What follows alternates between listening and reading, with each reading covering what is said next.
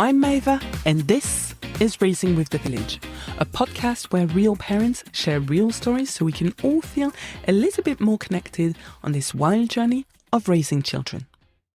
If you caught up with the last episode, you already know Hollie, her honesty and the very real picture she painted of what parenting looks like when your life runs opposite to everyone else's.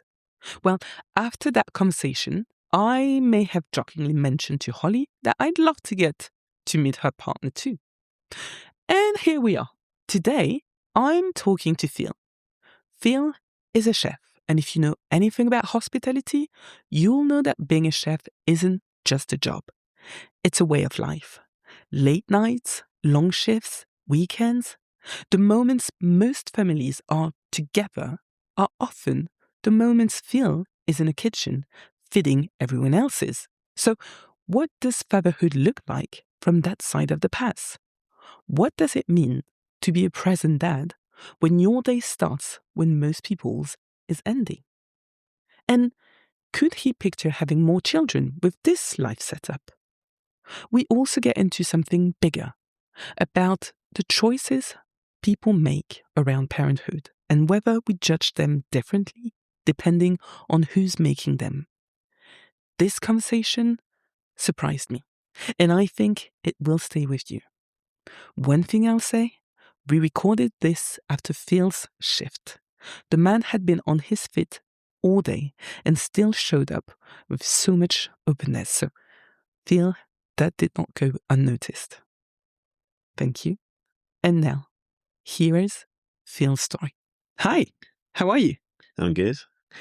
Shall we start with some quick introductions? Who are you? My name is Phil. I'm a father of one. My son is 3.5 years old. And my partner is Hollie. So for those of you listening, you may remember Hollie from the previous episode. We heard her side of the story. The theme was working in hospitality and being a mum. And we did say at the very end of the conversation that we would try and get hold of her partner. And so today I'm introducing Phil, who is Hollie's partner. I'm glad to be here. Thank you very much for inviting me. Well, thank you for coming. Very happy, and I'm really excited to know part B of the story because I've got part A. Okay. I'll do my best to fill in the rest. Perfect. Right. So let's start at the very beginning. I asked that question to Hollie as well. And so I went all the way back to before you actually decided to have children, become a family. So you were a happy couple. Actually, I was just wondering, would you like to give me the story of the history of your couple? Because she gave me the history from her side. And I thought, Phil is being very clever here by moving into your flat whilst you're away. And she said, actually, no, it was my idea. So can I quickly have your version of the story on this point? Yeah. We first met working in a restaurant together in Soho. And we worked together for, a period of time, maybe 6 to 9 months. Went on a few dates. And then I kind of discovered that she had plans to kind of leave the country and go and work on some yachts, which was, fine and all good. And we kind of embarked on a bit of a long distance relationship, which kind of went well. And, through that, and when she decided, she was like, right, I'm leaving the country. The opportunity came up for me to potentially take her room in her flat where she was staying. So yeah, bit weird, but it kind of just worked out for both of us. So, I was living in Highbury, and I was coming to the end of my lease on my rent, so my rental property. So moved in there, and then just looked after her apartment for her for a bit, and then yeah, and then she came back. I kind of like professed my undying love for her whilst we were away, or she was away, and then she came back, and then we lived there for a while. I can't think exactly how long, but maybe a year or so. And then we moved to Highbury, back to Highbury, which was into the flat with my sisters used to rent, which was lovely. And then we were there, happily together for a couple of years. And then we kind of thought to ourselves, maybe we should think about starting a family, which I guess was the podcast is about. Yeah. Yeah. I mean, you were asking me about the thoughts behind kind of what kind of instigated that thought. Well, I guess, we'd been together, stable in a strong relationship for a while, and I guess people say it's the next logical step. I don't know whether it was the logical step, because we both relatively independent as a couple, with the jobs that we both had. We weren't, again, working still together at that point. We only worked relatively briefly together. Yeah, and we were both quite independent. I've come from a relatively large family. I'm one of 4 children. So I've always wanted kids. And I guess, I think maybe Hollie was maybe the instigator slightly, but, I was definitely on board, and, we started trying through lockdown, I think. Yeah. Yeah, so that's a whole other long story. I guess everyone's got their lockdown stories. We got her version of the story as well. You're very good because it actually matches, so that's good. Yeah. She'll be happy to hear. So when you started thinking about having a family, so for you it was sort of natural. I come from a large family. I've got 3 siblings. I see myself having my own little family as well. Did you ever take into consideration the fact that you were working in hospitality? And was that something that you thought could maybe make the whole project slightly different to what normal parenting project looks like? Yeah, I guess I had a bit of an idea. So when I was staying with my sister in Highbury in the flat that we subsequently moved into, I was their kind of lodger whilst she had her first child. And they were both working parents. She's a lawyer and her partner is in finance. And I did a bit of babysitting and for my nephew when he was born. So I had actually a bit of a taster there of what it was like and what it would be like to raise a child, being a full-time professional, and the help that was needed. My mum used to come up once, potentially twice a week. I would look after him on my days off where I could. Potentially, yeah, probably. At one point, yeah, it was kind of once a week for the first, within the first year of his life.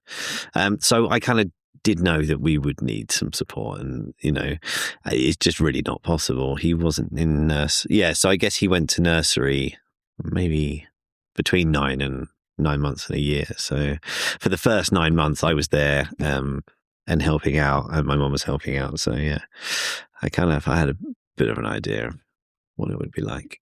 And so at that point, when you were helping your sister out, you were also working in hospitality. So you also had a taste of what life was like when you're potentially fairly exhausted after your shift, and you come home to a tiny little human with lots of needs that you need to fulfill.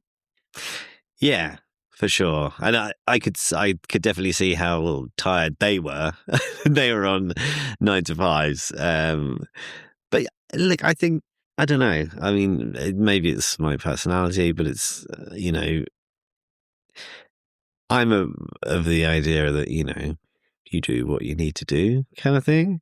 And that's never seen as like a negative thing. It's not a begrudging thing. It's you do it, you rise to it, and you get it done, kind of thing. And that's kind of my attitude on extra workload and extra, responsibilities and things. So yeah, I never saw them. I saw it as like, it didn't put me off. Basically, that's what I would say. Did you have any role models that you were looking up to going into your paternity or thinking about your future paternity? Did you have anyone that you were thinking like, I'd love to be like them, whether your own dad, whether other family members, friends, colleagues, any role models? Not off the top of my head. I mean, most of the women in my family are probably my role models. I don't have. I mean, my dad's great, and if for what he's done for our family, absolutely, I have tons of respect for him. But as a parent, I would say, I look to the women in my family. So my grandma, my 3 older sisters, and my mum would probably be my role models when it comes to kind of parenting. And I think it's interesting because my dad but my dad was a psychiatric nurse, and so he worked night shifts for on and off for about 20 years.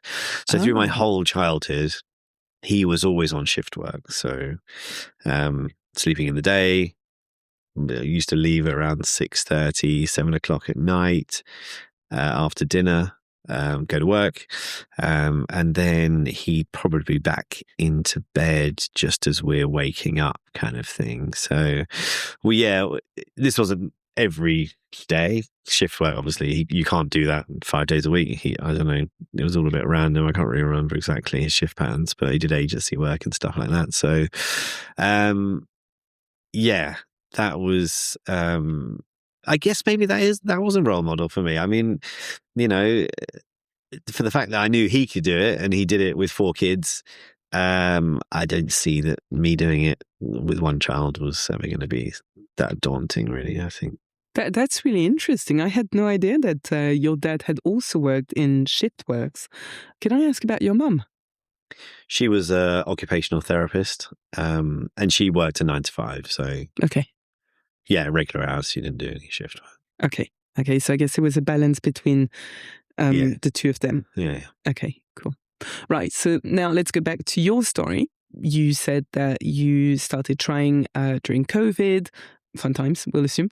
You started trying during... Nothing better to do, yeah. Well, I mean, there was something to do, so why not? So you started trying during COVID, and then at some point you get that confirmation, that's it. Your partner is pregnant. What comes from your mind at this point? Well, I mean, proud. I think, excited. And I don't know, there was a lot going on, obviously, because I lost my job at the start of lockdown. Obviously, all restaurants were closed. And funnily enough, timing is everything. I had actually secured a new job. I think it was in the February. And so that'll be 2019. So we then went on holiday. And when we came back, the whole country was locked down. I get on my phone to my new prospective workplace, and he's like, we've shut the restaurant, so your job is no longer existing. So that was really annoying. And then obviously I'd left my previous job, so I couldn't get furloughed from them, and they also went into liquidation, so there was really nothing to do there. So I was stuck between 2 jobs that didn't exist. And then so I basically had to go and do agency work, and kind of worked in Asda doing night shifts, and for scratching around for agency work for for a few months, I think, or at least a good couple of months. And then luckily my brother-in-law has his own business. He installs car park equipment, like, barriers and cameras and things. And he had work because it was all outside. His job still ran, and there was quite a lot of work to do because people thought, here's a good opportunity to revamp my car park. Well, and so, yeah, I worked with him for about 8 to 9 months over the summer. So from like April, end of April, all the way to October. Yeah, it was quite a stressful period, in fact, because, to just pay the rent, it was quite hard. And so I think part of the fact why we decided to go, because when I sorted all that and the restaurants all opened up again and I got a job at Sushi Samba, it was just like, oh my God, hallelujah. I've actually got a job and I can pay my rent. And it just felt, that was kind of, I think that fed into it. We were just like, okay, well, we're back feeling a bit on our feet and we're kind of like, let's do it. Let's start a family. Let's try and create something. And, from when we had nothing a year before, we were like, well, now we have something and let's build. And that was kind of a bit of a motivation.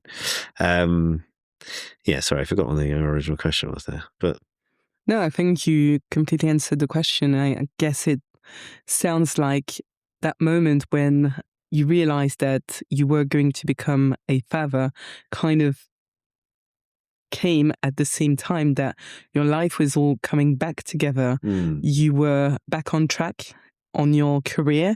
You had just gotten that big job that, I don't know, you can tell me, but by the sound of it, it was a big job that you had probably been chasing for a little while, at least for that time when you were working on something completely different to your expertise. Yeah, no, exactly.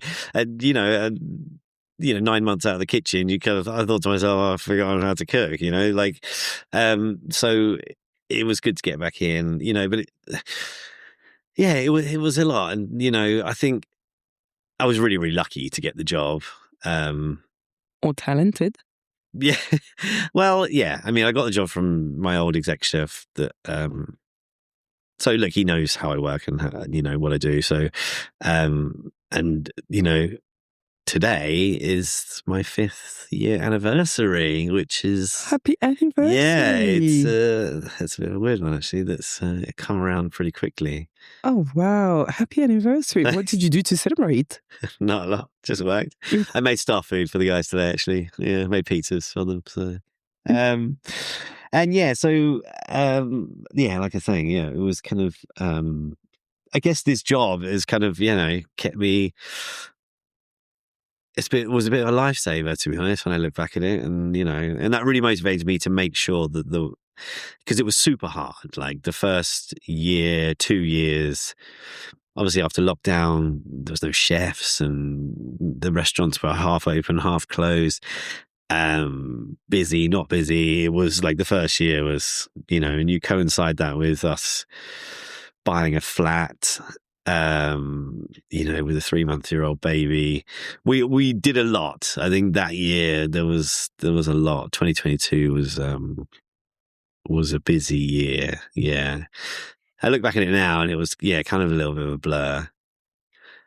But we did, maybe we wouldn't make those decisions again that we did because, but we just felt the time was right, and when you do, and you do one thing, I think it's a bit of a snowball kind of thing, and you've got the opportunity to then buy a house and you're like, okay, well, when will we next get that opportunity or find the right place? And so we went for it and the place was a dump and, literally got the last balls plastered 3 weeks ago, so it took a while to get it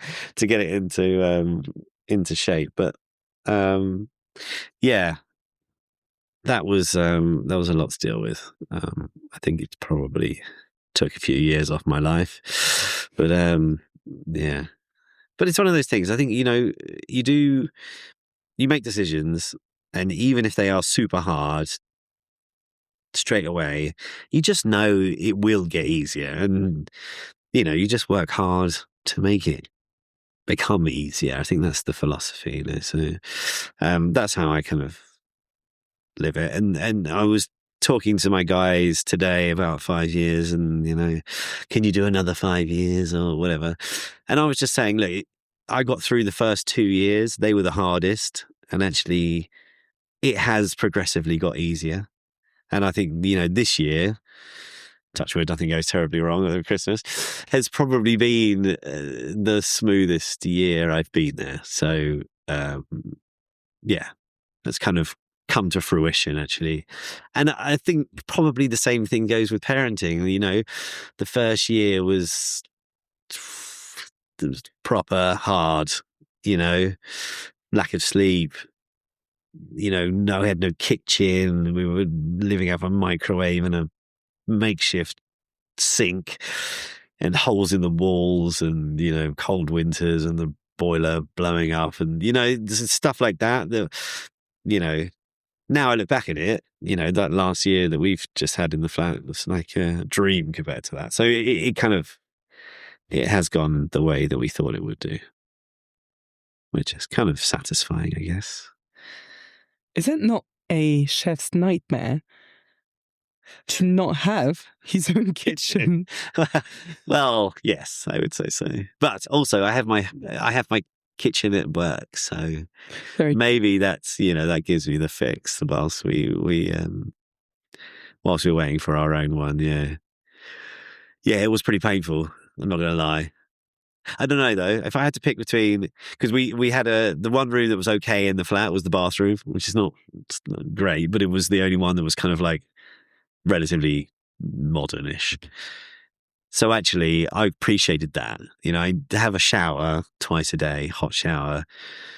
I think maybe that's more important than having a all singing, all dancing stove and oven. I think, yeah. I'll take your word for it, although I do appreciate my hot shower. Yeah, It's a big thing, especially when you work long hours. You need to come home and have a shower and make you feel human again. Let's actually jump into that. The long hours working. But actually, before we jump into that, can you paint the picture for me? Shift work. What's the reality of your days? What's a typical day looking like for you?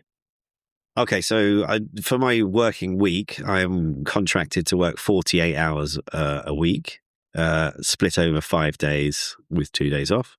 So that my rota breaks down.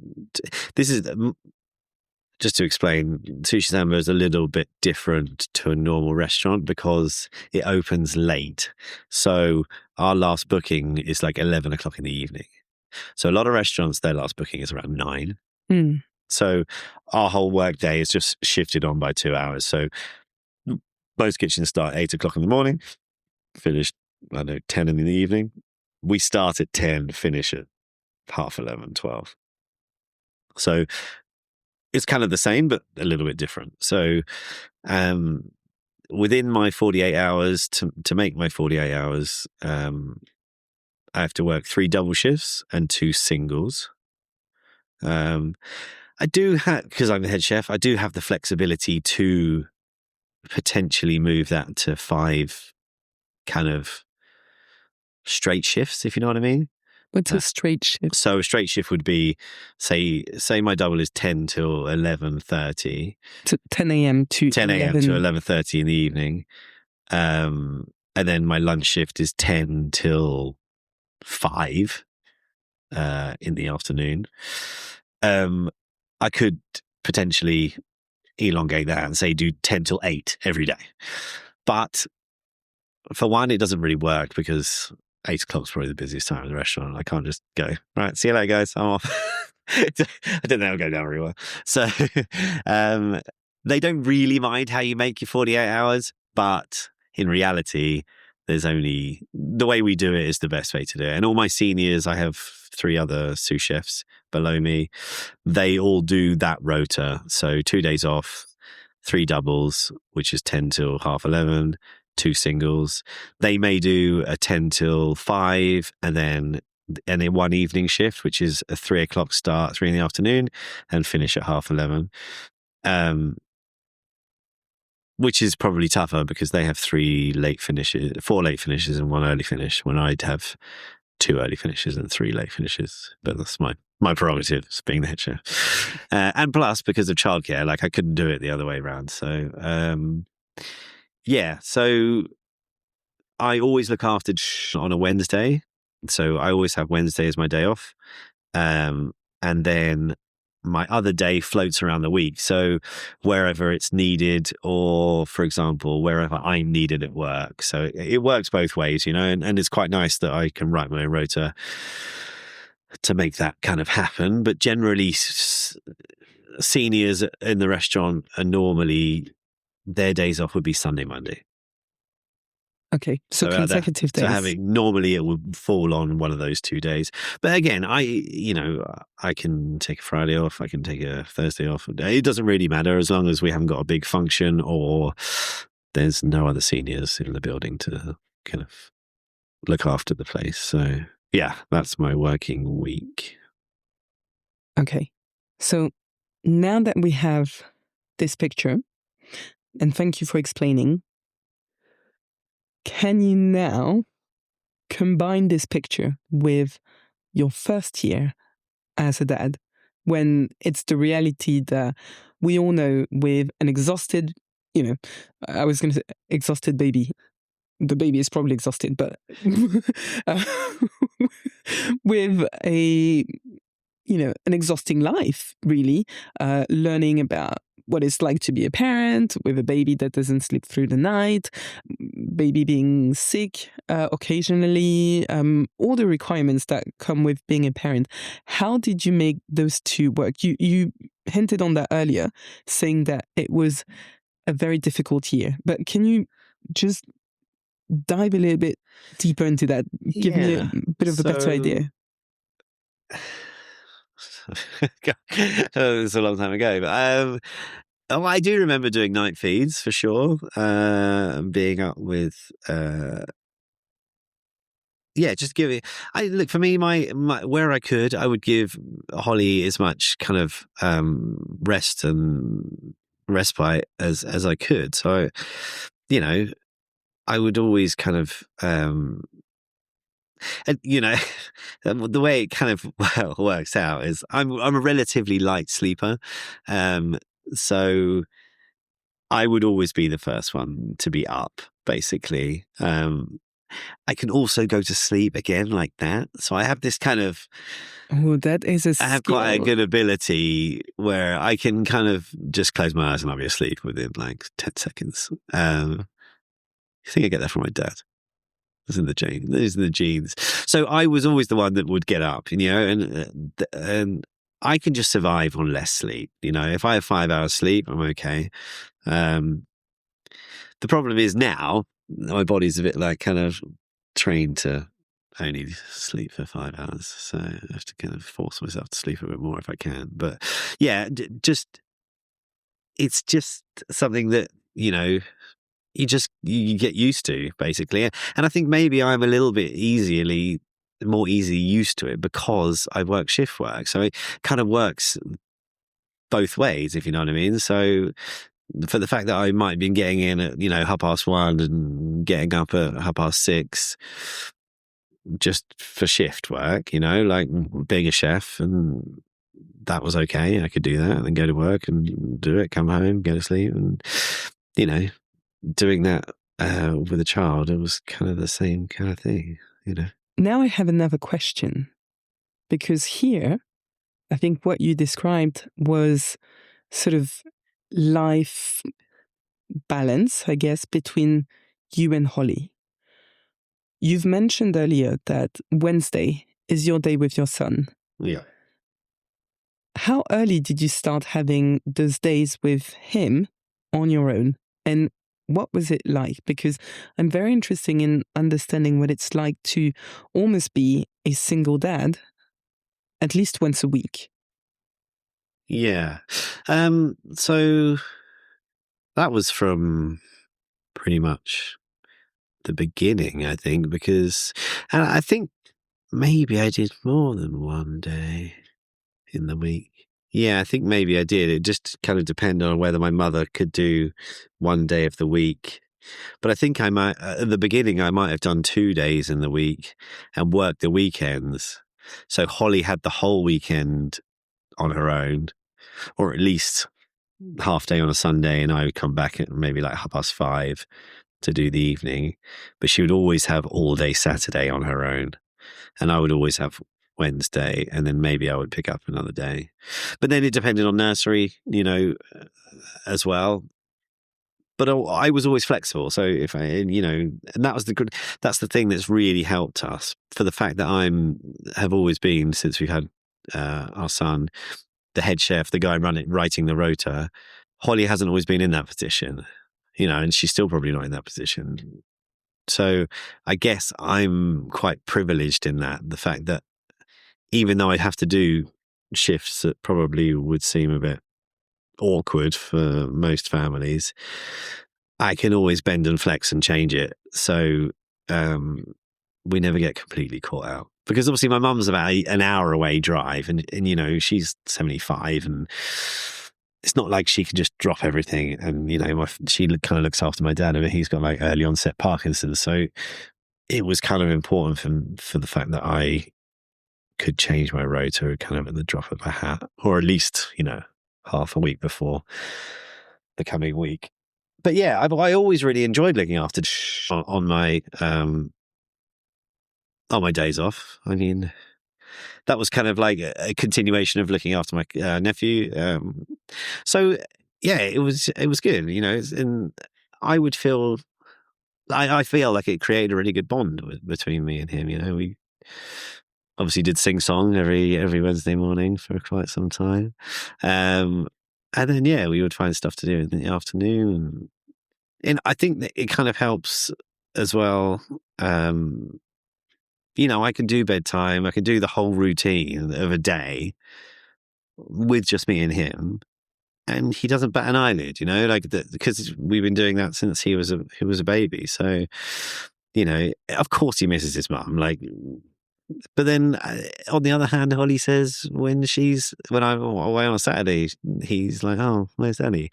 So you get it both ways, and I think that's quite nice that he can rely on us both to be around fairly consistently, as consistently as we can be. I mean, it's not consistent at all, really, but in his world, it is quite consistent. So, yeah, in the way that he sees quite a good share. The both of you. Yeah, exactly. And actually, we had a little bit of an issue. Well, never an issue, but in fact, doing bedtimes and stuff is a lot harder with both of us together, because he's like super excited that he's got both of us. And actually, it becomes a little bit like more of a battle when we're both there. But when it's just one or the other, it's all pretty okay. Oh, that's interesting, because I was just thinking how it might be challenging. And I don't know whether it's challenging it would be challenging for you or challenging for him to sort of flip-flop between the way that you do things and the way that Holly does things. But it sounds like, because this is the only reality that he's ever known, really, yeah, he kind of goes with whatever Daddy says, and then whatever Mummy says on the days that he's with each of you. Yeah, well, I think Holly's pretty, on it with the parenting from the beginning. She's just really into it. She read a lot, and I'm more of like a kind of, I don't know, it sounds a bit kind of lazy, but I look at my parents and I look at my grandparents and how they brought us up, and you just try and mirror that, because I had a great childhood and I really enjoyed my childhood. And I definitely wasn't the perfect child, but I think kind of go off experience rather than read a book kind of thing. But she's taught me a lot, and a lot of the things she teaches me, it makes a lot of sense and brings kind of results. Not all of it, but then not everything's going to work perfectly with every child, because the personality is obviously completely different for every child, and you kind of have to tailor it to their needs, I suppose. But yeah, we kind of dovetail quite nicely, I think, with our parenting styles. And yeah, I'm not saying it's absolute, roses and easy times like 24/7, and it's not. And the only thing I think for me is the lack of sleep thing. There's a definite it just makes life a lot harder when you haven't had enough sleep. You're always a little bit shorter, you've got a little bit less patience. And I used to see that with my dad. I mean, he was just irritable for like 15, 20 years of my childhood. And we were always just like, oh, damn, why is this such a bad mood all the time? And, if I had to work, and I now look at it, back at it now, and I'm thinking, if I had to work night shifts for 15 years, I would be pissed off as well. And, you've got trying to have to sleep. That was the thing we always used to do with kids. We always used to lose our door keys, right? So we'd all come home from school and it's like, who's got the door key? And we all look at each other on the front door and we're like, I've got it. You got it? You got it? And then we're like, oh, who's going to knock on the door and wake daddy up and get him to let us in the house? Like it would happen, multiple times a month. And yeah, that really pissed him off. But yeah, so I'm a bit more understanding where he came from now, and I think we all are. As siblings, we kind of we respect it a bit more, whereas you don't when you're a kid because you're just like, well, you're a kid. Yeah. Speaking about being a kid and not necessarily fully understanding your parents' life or job, you'll see where I'm going with that. I want to jump into food because you mentioned earlier that you've learned a lot from your partner on parenting, bringing results and all that. I have a question. Is your child a picky eater? Well, I would say no, but he knows what he likes. I would say he's not picky eater. I think we never really tried anything a little bit like crazy adventurous. I know as being a chef, I kind of know flavors, and what kind of flavors I think kind of are palatable as a small child. So yeah, he eats a varied diet, but a varied meals, but he doesn't have a varied menu, for example. So we stick to classics like, pasta bolognese, chili con carne, breaded chicken, fish pie, cottage pie, like the standard meals, and basically ones that we can batch cook, like meatballs we'll put into the freezer and stuff like that. So we don't buy in ready meals. We cook everything from scratch, but obviously there's a limit to the kind of things that you can do. So I mean, if I on a Wednesday night would do a batch cook, I can only really do 2 meals, but then you'd split that into 8 portions each, so I mean there's quite a lot. But so he has a good diet, but not a crazy varied diet, I would say. Okay, so you make us all feel a little bit better, the ones of us that are not chefs and don't have those skills. I like palatable. I don't think I've ever used that word before, but now I will say it. Let's go with flavors that are palatable.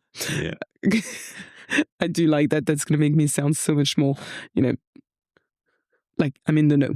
A bit more, like a bit more educated about my kids' food. No, I think it's the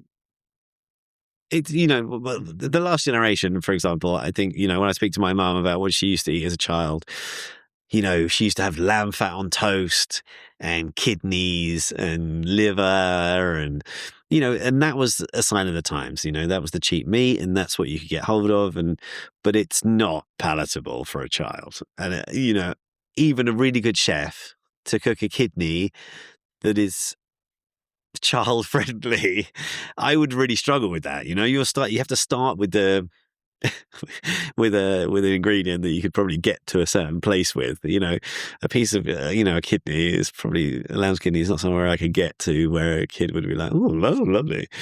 So you have to be realistic, I think. And it's the most painful thing in the world to cook a home cooked meal for a child and they just go and chuck it on the floor.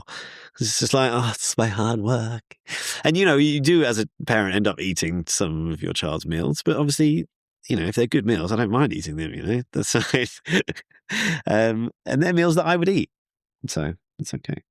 Has he ever visited you at work? Yes, he's been into the restaurant a couple of times. I took him in from about 1 to meet my kind of chefs, just briefly, and then he's been back into the restaurant a few times. Went to Hollie's old restaurant. We took him in there a fair few times, and he's pretty good in restaurants. Yeah, he's got some table manners, which is nice. Very good. Does he have a favorite on the menu? Well, in my restaurant? Mm-hmm. Well, a bit difficult in my restaurant because I serve sushi and the food that I serve it's on the sweet and salty side. So, yeah, I wouldn't really serve the food in the restaurant to him at home, really. But he does. He'll come in and eat some plantain chips and some broccoli and some other relatively plain stuff, some tempura bits. But yeah, no, I think he will eat most things that you put in front of him. He's pretty good, to be honest with you.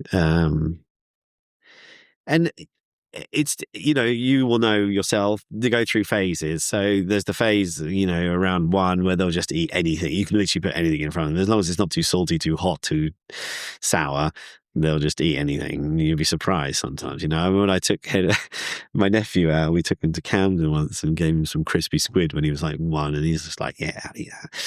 And then they'll start figuring out what they're eating. They can see it in front of them a little bit further on, and they're like, oh, what's that? What's that? And they'll separate it all out. He's been through that stage. And then, then he'll get to the fact that he has favorites. So he'll recognize food. He'll go, I want that again. I want this again. I want that again, And he's kind of on that now, really, We're just trying to introduce different things to him. But yeah, there is that. I always had that. It's like little fear because I always give him what I know he likes because I just don't want to waste the food. And I think that's kind of like, I think that's ingrained in me by my mum because she's just, do not waste anything. And so rather than try him with something new that he might not like, I do tend to like veer towards what I know he likes, which I guess is probably not great, but he's got his whole life ahead of him to eat all the meals that he wants to eat and try all the different things that he wants to try. So I'm not that fussed by that. On a very different topic, I was wondering, as a father, as a young man raising a son, what is your biggest worry? I try not to worry as much as possible. I'll leave that to Hollie. Yeah, I don't know. I think most of them, I feel to myself, the standards, they're a bit irrational, Obviously, you don't want any harm to come to your child. I mean, and you don't want them to go through any trauma that's going to stay with them or whatever. But I'm realistic, Kids will go through things, They'll get hurt, and it's good that he's been in nursery for kind of quite a long period. He's come across people that he doesn't get along with, or he does get along with,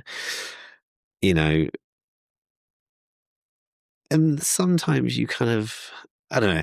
I'm just kind of like, I don't want to be too overprotective with him, and I just want him, as Hollie does, to feel comfortable and open. If anything happens to him that's not,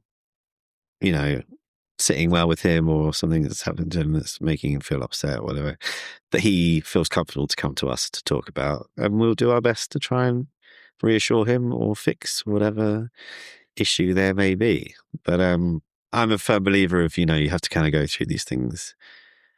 You can't just protect children forever. You have to go through those things.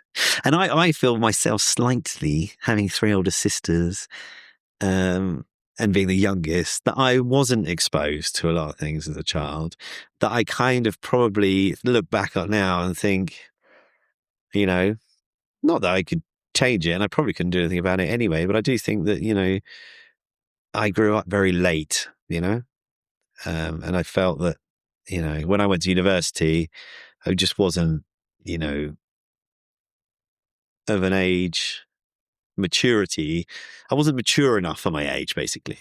And I think maybe that was because of the fact. I mean, that's a circumstance thing, if you're the youngest and, you get things done for you for half your life, then you probably, have to figure out how to do stuff for yourself a little bit later in life, I guess.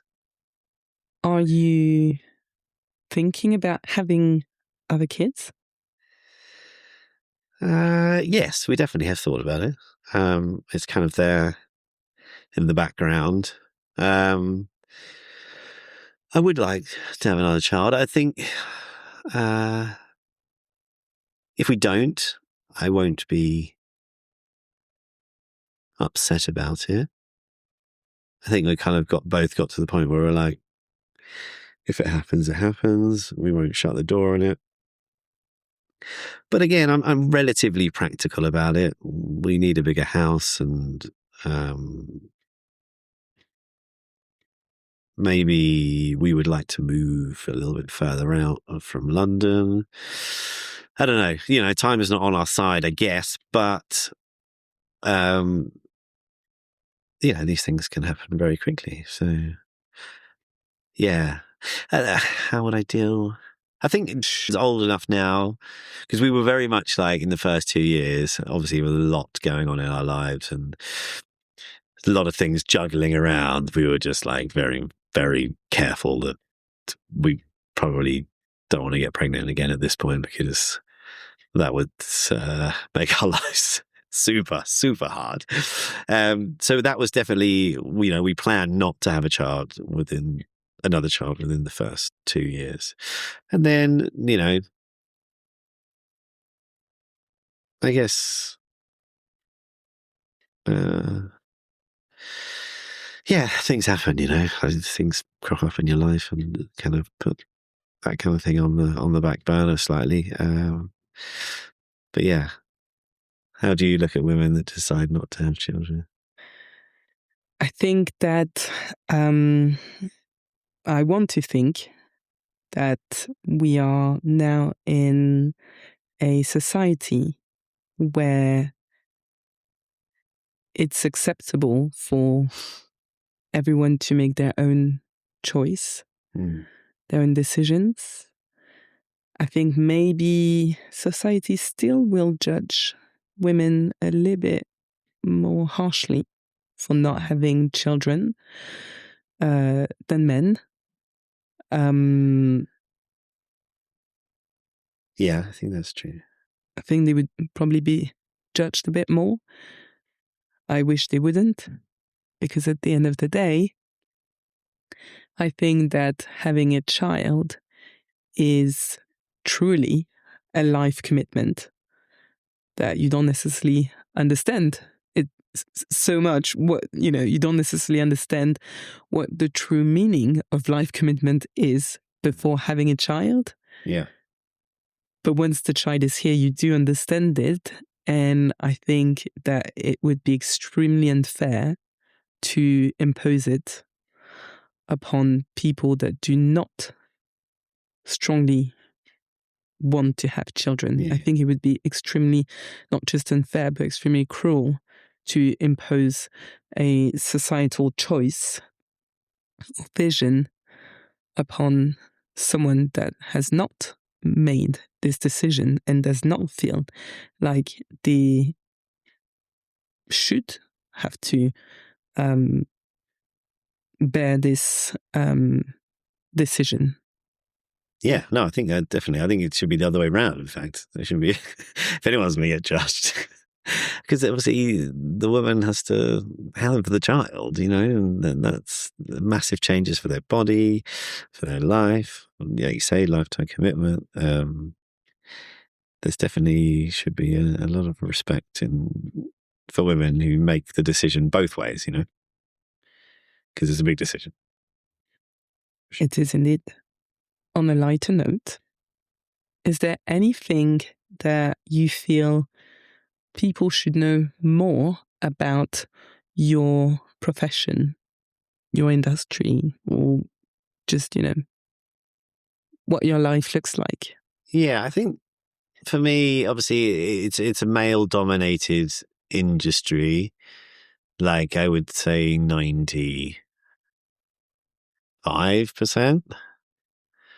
Male to female. I would maybe that's a little bit over the top, but from my experience and who I've worked with over the last 12 years in London, yeah, that kind of shows how difficult it is for women to be chefs and stay within the industry if they want to have children. It's nigh on impossible, I would say.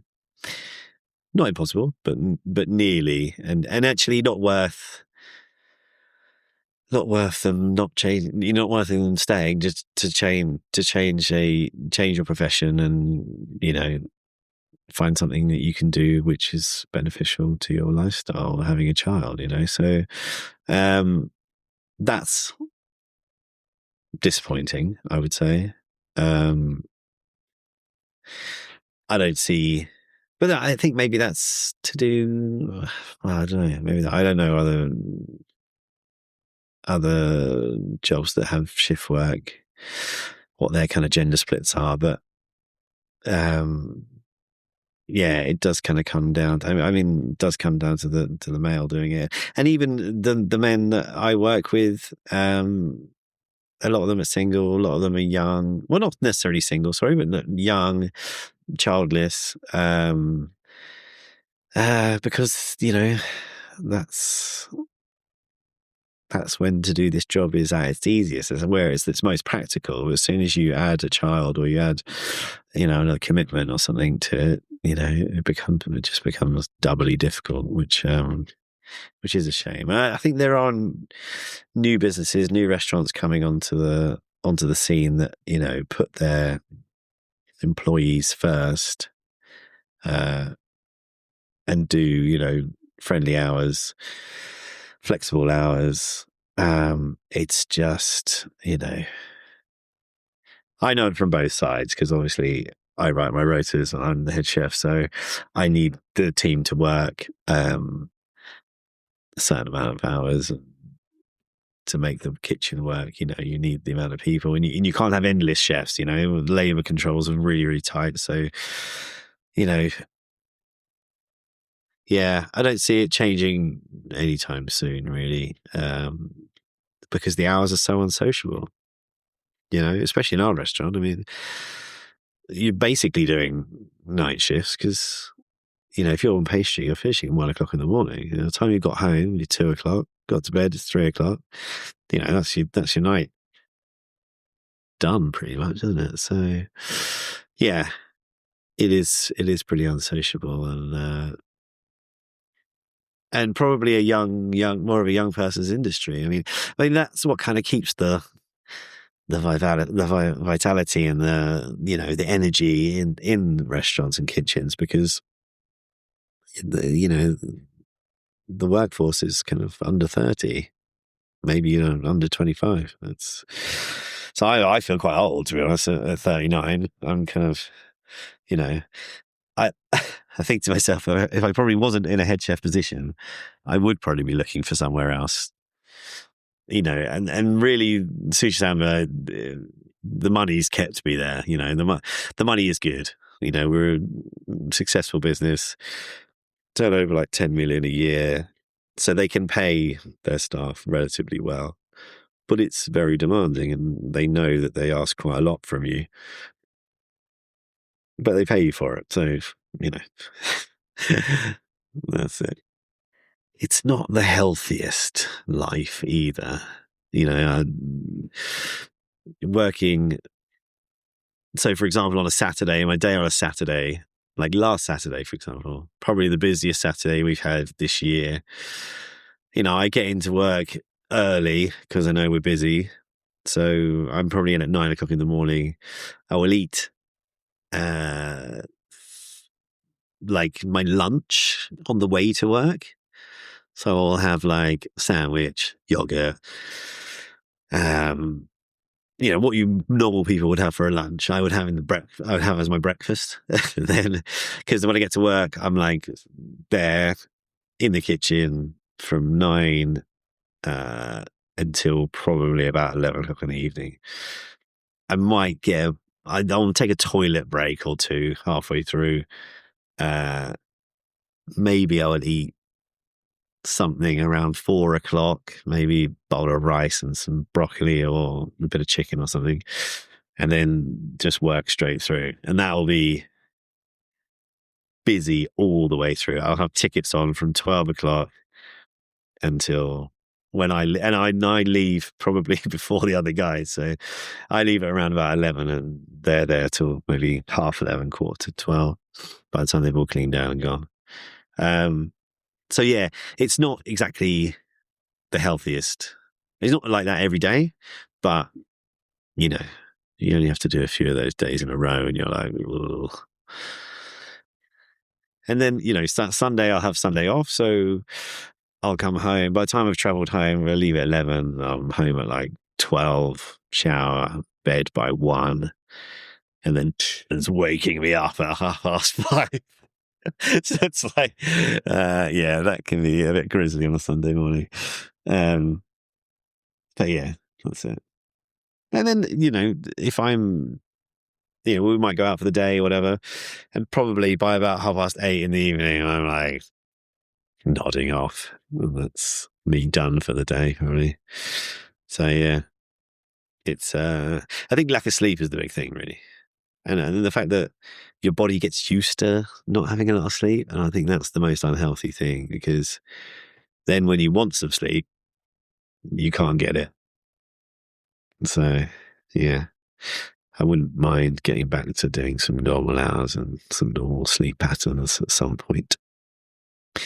And then also that puts me off slightly having another child, because I'm like, if we have another child, then I'm just going to go back to another 4 or 5 years of bad sleep. This sounds really selfish, but actually, you know, it's definitely a consideration that I think about, you know, with the work that I do. So yeah, but not saying that wouldn't put me off having another child, but I can see, you know, for the last 5 years what it's been like. So I want to know what I'm getting myself in for. I think we're probably getting to the end of this story. Is there anything else that you want to add? No, I wouldn't like to let people think, you know, if they're in my position, that put you off having children, whatever kind of work situation that you have, because I think, you know,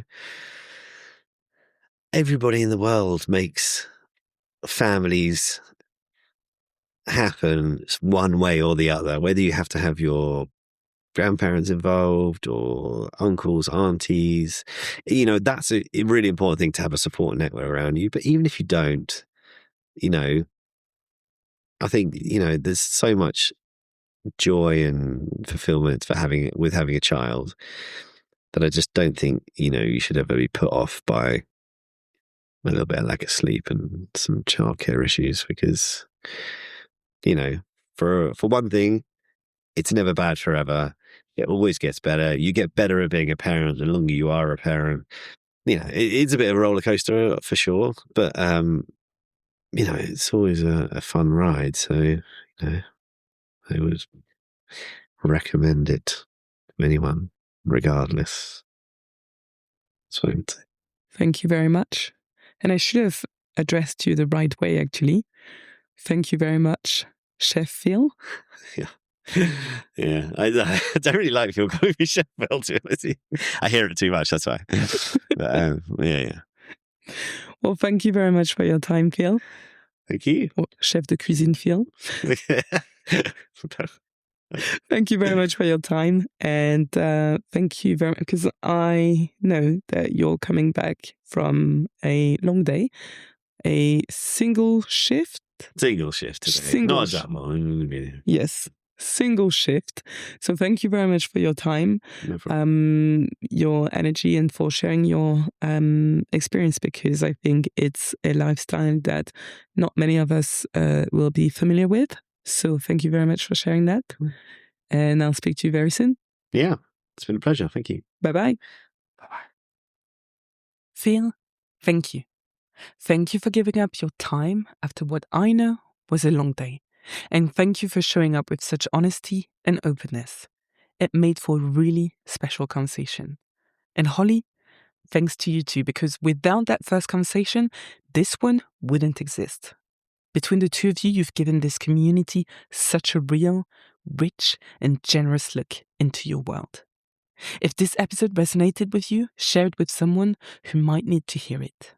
As always, thank you for listening, for being part of this village, and I'll see you in the next episode.